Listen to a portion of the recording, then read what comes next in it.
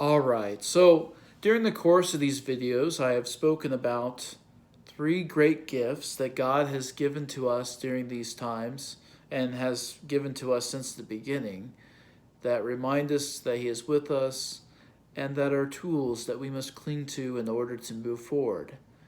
And what are these things that God has reminded us of?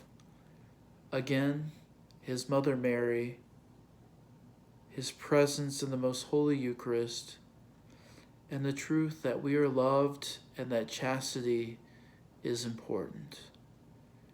These things He has given to us, and we must hold dear to them.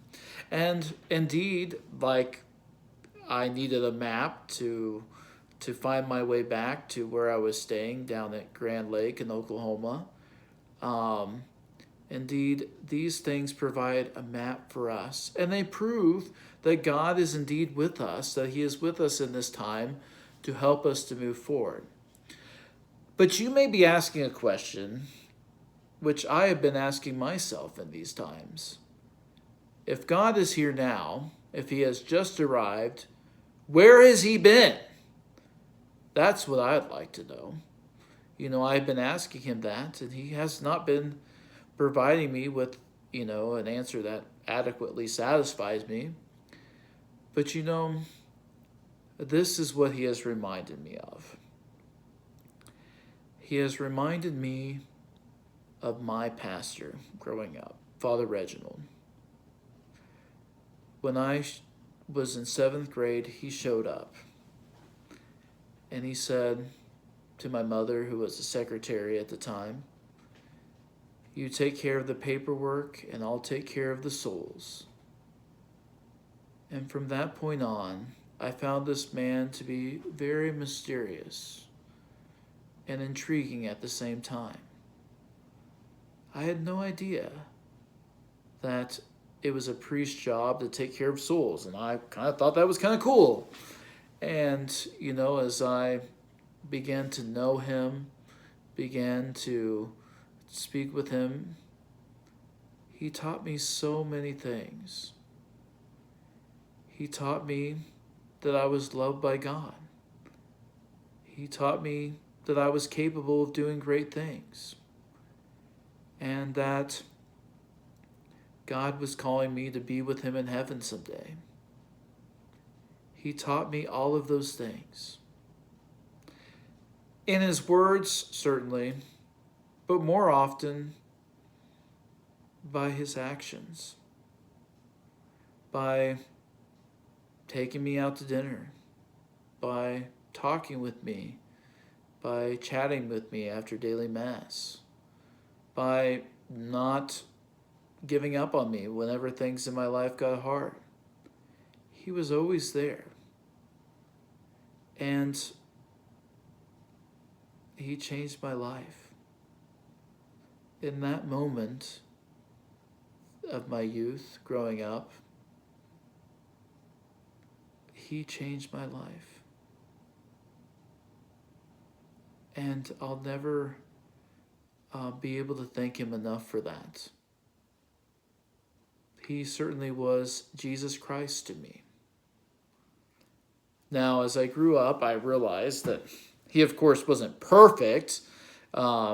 His theology seemed a little off sometimes. Like he said that whenever he'd get upset, he would curse in German because God doesn't understand German, which was always a little suspicious to me, how God can know everything, but that German language was so elusive to Him. But at any rate, God worked through His weaknesses to do great things. And I say this not to deny that awful things have happened in the church. They have. We know that, no doubt. But I say that to remind us that good things happen too. There are still good priests out there, priests that changed my life, priests that perhaps changed your life, who were not perfect, made mistakes, were weak, but were able to do tremendous things because they trusted in the Lord. And that's so important that we realize that that we realize that God worked through them and through their yeses. My friends, I am weak. I am not perfect. I've made many mistakes in my life. And right now, I don't know what God wants me to do, how He wants any of us to move forward, but I know that, I love all of you so much, and I know that what I do makes a difference even in these times, and so I must continue to strive to lay down my life for you.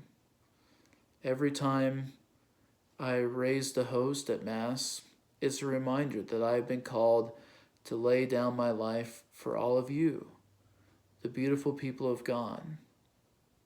And that is certainly, a great privilege that I have to be able to serve you, the beautiful people of God. And I will do my best, as we all are trying to do during these difficult times, to serve you, to meet your needs during this hard time. But we also need you to help us to serve you better, to express your frustrations, in a constructive way, to stand up for the truth, and to be faithful, to and we, above all, we must pray for healing within our church, pray for healing for the victims, pray for healing for all, so that we can move forward in God's love. But, I'm so thankful to all of you, and I pray that together we can find solutions for our church so that she can continue to move forward, to proclaim that good and important news of saving souls each and every day, and leading them to that happiness that Christ desires for them. And so I thank you. Know that I'm praying for you during this time, and please be patient with me, be patient with all of us as we strive to do our very best to serve you all in this time.